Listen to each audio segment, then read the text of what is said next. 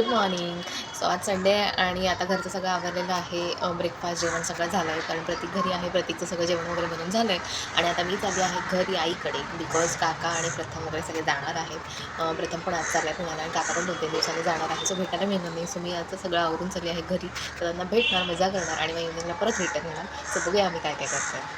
घरी गेल्यावर आम्ही मूवी लावला, जेवलो आणि प्रथम निघाला भव सावकासा.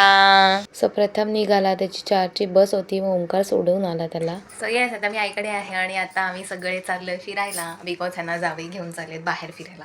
सो सगळ्यांना इस्कॉन टेम्पलला जायचं असल्यामुळे प्रतीक सगळ्यांना काल इस्कॉन टेम्पलला घेऊन आला.